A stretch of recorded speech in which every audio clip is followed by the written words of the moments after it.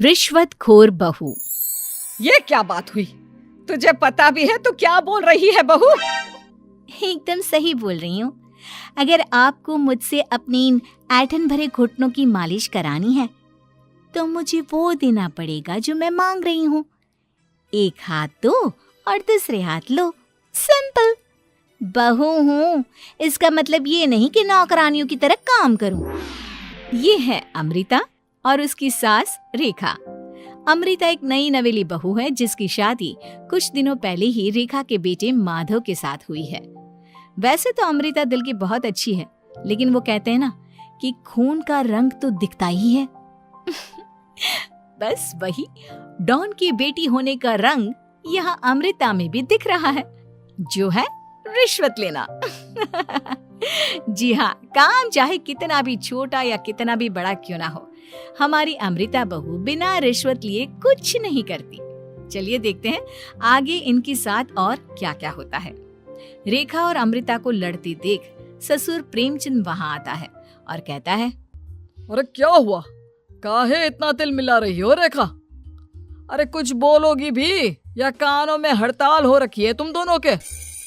देखिए ना पापा जी, माँ जी ने मुझे कहा कि मैं उनके घुटनों की मालिश कर दूं, लेकिन उसके बदले में माँ जी मुझे वो हीरो वाला पुश्तैनी हार देने से इनकार कर रही हैं। क्या? घुटनों की मालिश के लिए हीरो का पुश्तैनी हार कौन मांगता है बहू? पापा जी, आपको तो पता ही है ना, आपकी बहू कितनी सयानी है, हर कोई भी काम फ्री में नहीं करती। और अब शेखावत खानदान का आटा तो इतना भी गीला नहीं है कि अपनी बहू को हार ना दे पाए। क्यों माय डियर माँ जी? देखा आपने प्रेमचंद जी, ये अब मुझसे पुश्तैनी हार मांग रही है, कल को पूरा घर मांग लेगी। अरे जा जा, मैं खुद कर लूंगी अपनी मालिश। ठीक है, मुझे क्या। एंजॉय योर मालिश टाइम माँ जी। रात में जब पति महादेव दफ्तर से लौटकर घर आते हैं तभी कमरे में, अमू सुनो ना, मेरा वो लाल रंग का जो शर्ट है ना, वो धो दो ना प्लीज। एक्चुअली कल मेरी एक इम्पोर्टेंट इंटरनेशनल क्लाइंट के साथ मीटिंग है, बहुत बड़ी डील का ऑफर है, इसलिए मैं अपनी उस लकी शर्ट को पहनकर जाना चाहता हूँ। अभी धो दो, रात भर में तो सूखी जाएगी, फिर कल अच्छे से कड़क वाली इस्त्री कर देना अपने शुभ शुभ हाथों से। जी नहीं, मैं ये सब ऐसे ही नहीं करने वाली। अगर काम करवाना है तो मेरी एक शर्त है। अरे यार, तुम और तुम्हारी शर्तें, बोलो क्या है? आपको मुझे 10 मनीष मल्होत्रा डिजाइनर की साड़ियां दिलानी होगी। 2 हफ्तों में मेरी स्वीट हार्ट फ्रेंड बिल्लो रानी की शादी है। मैं वहां डिजाइनर साड़ी पहनकर जाऊंगी और सब कुछ जला दूंगी। माधव अपनी बीवी की बात सुनकर हैरान परेशान अपने सर पर हाथ रखकर बैठ जाता है। अरे तुम बीवी हो या आफत? तुम्हारे दिमाग में जंग लग गया है क्या? देखो इतने सारे पैसे नहीं है मेरे पास। तुम्हारी याददाश्त तो जगह पर है ना माधव, भूल गए? मैं एक डॉन की बेटी हूँ। अगर तुमने मेरे कहे मुताबिक काम नहीं किया तो तुम्हारे लाल शर्ट को दूर ही रखो, मेरे पापा तुम्हें ही लाल कर डालेंगे। ठीक है, चलो अब ज्यादा मत डराओ, तुम्हें जो चाहेगा मिल जाएगा। अब ये डर और रिश्वत का सिलसिला यूं ही चलता रहता है और इसी तरह समय बीतता रहता है। एक सुबह सब नाश्ते के टेबल पर बैठे थे, जहां अमृता सबके सामने एक व्हाइट बोर्ड लाती है जिस पर दिन भर के सारे कामों के रेट लिखे हुए थे। अब ये क्या है? टीचर नहीं बनने का इरादा है क्या तेरा? अगर हाँ तो अफसोस, बेचारे बच्चे, उनका भविष्य तो अंधेरे में है। आप लोग बेकार की बातें बंद कीजिए और आंखें खोलकर ठीक से पढ़िए क्या लिखा है। ये आज के सारे कामों के रेट्स हैं। आलू पराठे, चाय, दाल, रोटी, चावल, सब्जी, हलवा, मिठाई, रसोई की सफाई, वॉशिंग मशीन में कपड़े धोना, ओखल में मसाले कूटना और माँ जी और पापा जी के अलमारी की सफाई करना। इन सब कामों की कुल मिला के जो रकम बनती है वो है ये 10,000 रुपए, और माँ जी के लेटेस्ट लाए हुए सोने के झुमके भी। अमृता, तुम इंसान हो या हैवान? जरा तो दया करो हम पर। हे राम जी, उठा लो, अब ना देखा जाता ये सब। सच में पता नहीं कौन सा दिन था वो जब ये हमारे घर आई। महादेव, तेरे प्यार ने तो हमारा जीना दुश्वार कर दिया बेटा। दुनिया में बहुत रिश्वतखोर लोग देखे, लेकिन ऐसी रिश्वतखोर बहू पहली बार देख रहा हूँ जो अपने ही परिवार को लूटने में लगी है। बहू, तुझे पता है ना कि ऐसे रिश्वत मांगना गुनाह है। पापा जी, मैं कोई गुनाह नहीं कर रही हूँ। रिश्वत लेना बाहर की दुनिया में गुनाह है। मैं तो बस अपना हक मांगती हूँ। मेरी रिश्वत रिश्वत नहीं, मेरा शगुन है, नेग है। और वैसे भी मैं एक बहू हूँ, इसका मतलब ये नहीं कि मैं सब काम पूरी जिंदगी फ्री में करूँ, आपके चरणों को धोते बैठूं और 24 घंटे आपकी नॉन स्टॉप सेवा करती बैठूं। चलिए छोड़िए, नाश्ता और खाना चाहिए तो बोल दो जल्दी से, वरना मैं चली थिएटर। आज मेरे फेवरेट सलमान की पिक्चर रिलीज हुई है। इतना कहकर अमृता वहां से चली जाती है। इस बेवकूफ का जल्दी कुछ करना पड़ेगा। कुछ दिनों बाद घर में पूजा रखी थी और पूजा में 11 पंडितों का खाना बनाने के लिए कहा जाता है, वो भी नई बहू के हाथों से। देखो अमृता बहू, आज घर में पूजा है, 11 पंडितों को खाना खिलाना है। 56 भोग बना पाओगी? उन्होंने कहा है कि नई बहू के हाथों का खाना ही होना चाहिए, नहीं तो मैं रेखा को ही बोल देता हूँ।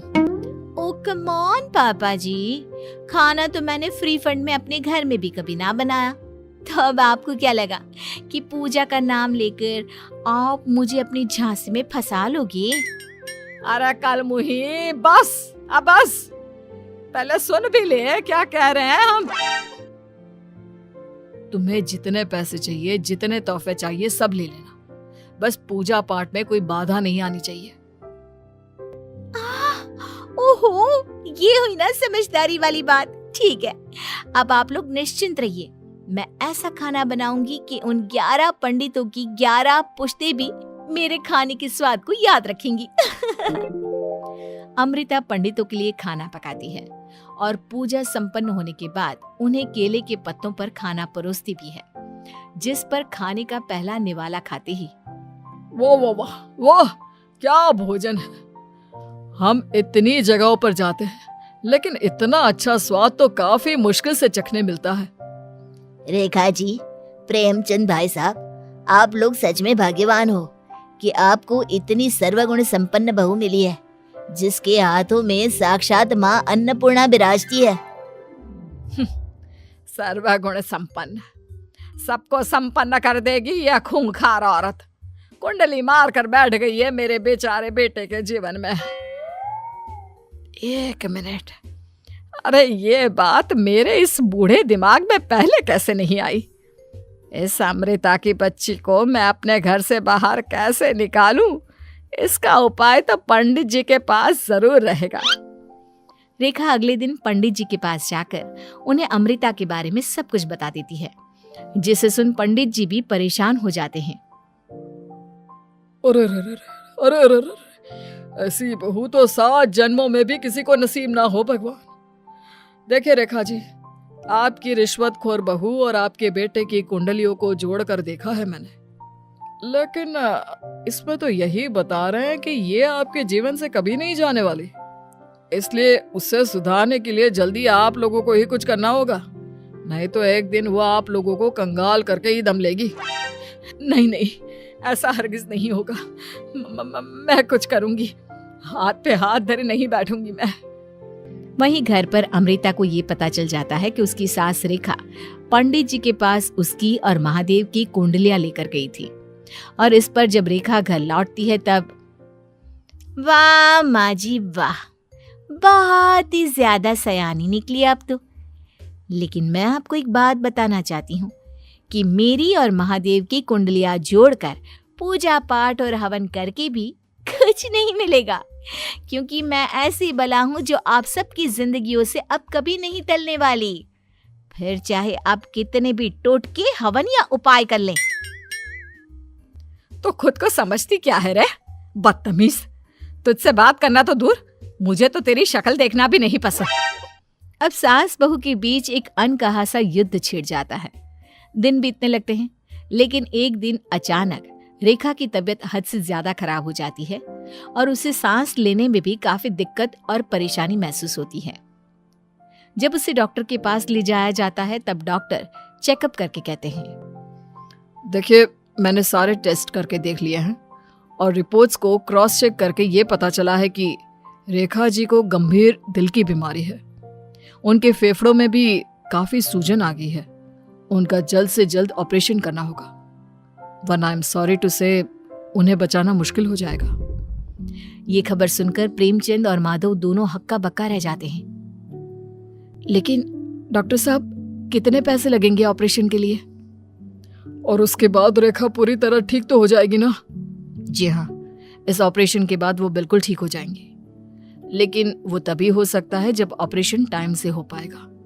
और रही बात ऑपरेशन के खर्चे की, तो उसमें तकरीबन 6 से 7 लाख रुपए तक लग सकते हैं।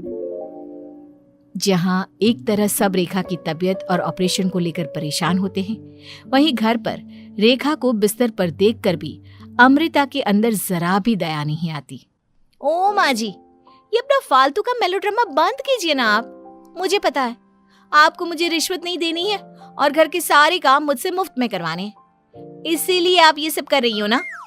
सीरियसली अमृता, ऐसे हालात में तुम ऐसी बातें कैसे कर सकती हो? हम यहाँ परेशान हैं कि ऑपरेशन कैसे कराएंगे, बैंक में इतने पैसे भी नहीं है, और तुम माँ को ताने सुना रही हो। अरे अमृता बहू, मैं भला ढोंग क्यों करूंगी? हम 6 से 7 लाख का बंदोबस्त कैसे करेंगे? करेंगे पापा, कैसे भी करेंगे। अमृता, अगर कभी भी जिंदगी में तुमने मुझसे सच्चा प्यार किया है, एक पल के लिए भी सही, तो तुम्हें आज इस परिवार, इस घर की नींव, मेरी माँ को बचाना होगा। हमने अपना सब कुछ तुम्हें दे दिया है, अब तुम्हारी बारी है अपने किए का हिसाब चुकाने की। मुझे पता है तुम्हारे अंदर भी दिल है। अमृता बिना कुछ कहे वहां से चली जाती है और अपने कमरे में जाकर वो अलमारी में से अपनी माँ की तस्वीर को निकालकर अपने सीने से लगाती है और भावुक हो जाती है। माँ, आपके जाने के बाद पापा ने ही मेरा ख्याल रखा, लेकिन उनकी वजह से ही मुझ में काफी बुरी आदतें भी आ गई। शायद मुझे इतना बुरा आपकी गैर मौजूदगी ने ही बनाया। मैंने कभी आपकी लोरी नहीं सुनी, आपकी गोद में नहीं सोई, आपके हाथों से अपने बालों की चंपी नहीं करवाई, क्योंकि वक्त से पहले ही आप मुझे यहाँ छोड़कर चली गई। लेकिन अब मैंने जितना भी इस घर से लिया है, उतना सूद समेत चुकाने की बारी आ गई है। अब मैं अपने रहते अपने प्यार को भी उसी दर्द से नहीं गुजरने दे सकती जो मैंने आपके नहीं होने से सहा है। अमृता तुरंत ही अपने सारे पैसे और गहने माधव को लौटा देती है और रेखा का ऑपरेशन किया जाता है। रेखा ठीक हो जाती है और जब घर आती है तब अमृता दरवाजे पर आरती की थाली लिए खड़ी होती है। वेलकम होम माँ जी, आई मिस्ड यू। पता है कितने दिनों से किसी के भी साथ लड़ाई नहीं की थी मैंने, और ना ही किसी से रिश्वत मिली मुझे। क्या? हमें तो लगा था कि तेरी अकल ठिकाने आ गई है, लेकिन तू तो अभी भी जैसी की तैसी ही है। माँ जी, पूरी बात तो सुनिए।